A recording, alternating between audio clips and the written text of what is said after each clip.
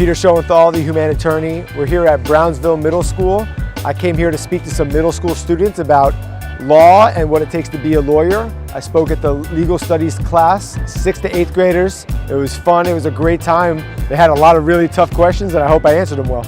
I wanted to do this because a lot of kids here at this middle school are kind of like myself, where they might not have people in their family who have ever been a lawyer and they want to be a lawyer, so they don't know what it's like to get to where they want to go. They might have doubt. And I just wanted to kind of express to them that keep pushing forward, have trust in yourself, and if you want to do something, you can get it done. Who here would be the first lawyer in their family if they became a lawyer? See, that was me. My dad wasn't around when I was in middle school, he left, and I had no lawyers in my family. So like a lot of you guys, I didn't have someone to show me the way. So who here wants to go to college, obviously first? All right.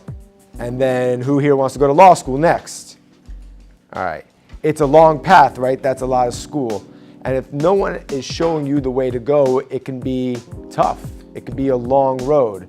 So what I want to talk to you guys about is trusting yourself. Because when I was growing up and I was going through law school, because I didn't know the ropes and I didn't know how to do it, there was a lot of times I doubted myself. And it's very common to doubt yourself when you don't have someone pushing you along the way. And oftentimes a lot of people in your lives are going to tell you, oh, don't worry about that. If it's too hard, you can stop. And a lot of times when things do get too hard, you're going to want to stop because you have no one to go to. But deep down, if you want to be a lawyer and deep down you know this is what you want to do, trust yourself. Nobody knows you better than you know yourself. You can always fight through adversity. That's one of the great things about growing up in Miami. There's adversity everywhere. And I like to live through a motto, which is speed bumps, not roadblocks. When anything gets in your way, don't treat it like a roadblock. Don't turn around and go the other way. Treat it like a speed bump. It'll slow you down, right? It'll be hard, but just keep going. You never know which way your path is going to go, but if you want to be a lawyer, just because no one around you is a lawyer doesn't mean you can't be one. I promise you, if you put in the time, you can easily be a lawyer and do whatever kind of law you want. Speaking of pressure, who here likes sports? Who here plays sports? So if you play sports, you got to be competitive, right? One of the best things that I like about law, and one of the reasons I got into it, outside of sports, it's probably one of the only professions where there's a winner and a loser, right? When you go to court, someone wins and someone loses, and that's like a fun pressure. It's just like playing sports. And oftentimes, when you get a case, sometimes the case stinks, right? Just like sometimes you're on a team that isn't as good as the team you're playing. But the beauty of it is if you outwork the people you're playing against and you prepare harder than them, sometimes you can pull an upset. And so one of the things that I really wanted to do when I got into law is I wanted to compete. And if you like sports and you want to be a lawyer, it's the perfect blend. So keep that in mind as well. You got questions, ask some questions. I've been a lawyer for 6 years now. I went to Florida State for undergraduate. I went during that school out, is it East? And I went to University of Miami for law school. 3 years. 3 kind of long years. But anything you want in life it's going to be hard, right? Like law school is definitely not easy. To be a lawyer, did you ever like stop dreaming of being a lawyer? Did you ever just like quit, but came back later on and thought to yourself like, if I quit, then who am I trying to be? Of course. I mean, I don't know if I ever gave up on the dream, but there were times I really doubted myself. When my dad wasn't there, and as I went, my mom was working all the time. I was the oldest in my family, so there were definitely times that I doubted myself. I didn't know if I could do it. There were times when things got hard and I just didn't know if I could keep going. I was lucky that when I would go to school like yourself, I had people that came and that spoke to me, and that motivated me. And I encourage all of you, if you want to get my number after this, to reach out to me, because I had a lot of people that would come to my class and speak and that were my mentors. And so throughout life, I had people that came into my life that pushed me. Having support is very important. It doesn't necessarily even have to be your parents. It could be your teachers, your principals, people in the community. But don't ever think because you're doubting yourself that you can't do something. Doubting yourself and oftentimes thinking negatively is normal. If you didn't have doubts, that would be abnormal, right? So of course I doubted myself. Of course I didn't know if this is the life I really was meant to do, but I just kept going. Put the blinders on, just keep going. Speed bumps, not roadblocks. At the end of the day, one of the great things about law is people come to you with problems they can't solve. You have to solve it for them. And oftentimes, especially in criminal, people are facing going to jail, leaving their family, and you're the only hope they have. And so I never looked at it from how many cases I had, but it was more how many people I was helping. And that really pushed me and that really drove me.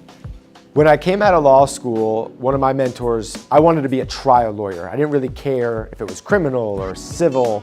And so one of my mentors said, go work at the public defender's office and get experience because you get to go to trial a lot and you have a lot of cases and it helps you become a good lawyer. And I really liked that work. I really enjoyed it, but I didn't really know why at the time. And so when I was at the public defenders for about 3 years, a medical malpractice firm came and asked me to work for them, and they paid me a lot of money to do it. And I went and I did the work and I worked super hard, but I didn't love it. It wasn't something that I genuinely liked, and I was representing insurance companies, and it just I didn't wake up ready to work. I didn't wake up wanting to go to my job. And so no matter how hard I worked, I wasn't very good at it because I wasn't driven and I lost my job. And so I said, you know, I really loved criminal defense work, right? And it goes back to doubting yourself. I got fired from that job. And so I had a couple $100s in my account. I said, I'm gonna start my own law firm. And I went back into criminal. And very quickly, I loved what I did again. And I realized that I stayed in criminal defense work and I went back into criminal defense work because I liked helping people who couldn't help themselves and were facing situations where they could be going to jail, they could be going to prison, and they didn't necessarily do anything wrong, or they made a simple mistake, and it didn't mean they were a bad person. And the system, once you get in it, is very hard to get out of, and I wanted to be a champion for others when they couldn't be, and that work really motivated me.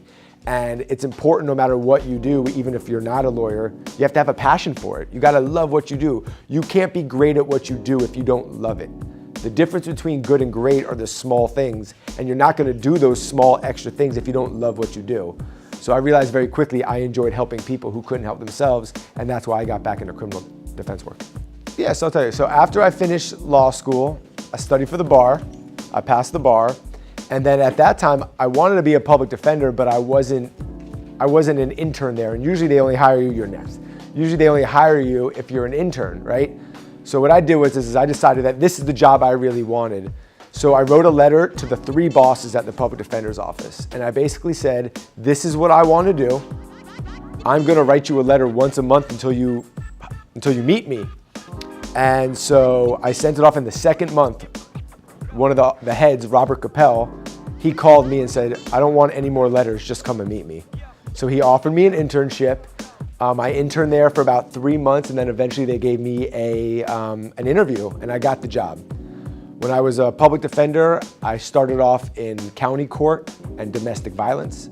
Then I went to juvenile, where I represented kids your age who got arrested and got caught up in the system. Then I went on to felonies and represented people who were facing a lot of time. Then I went and did medical malpractice, where I represented insurance companies when doctors made mistakes and people got injured. And then I went back into criminal defense work, and now I run my own firm. Don't worry about the money, right? I know this is hard because a lot of people want to be a lawyer because they want to drive nice cars and big houses. If you do anything, if you get into any profession just because you want to be rich, that ain't the reason to get into it.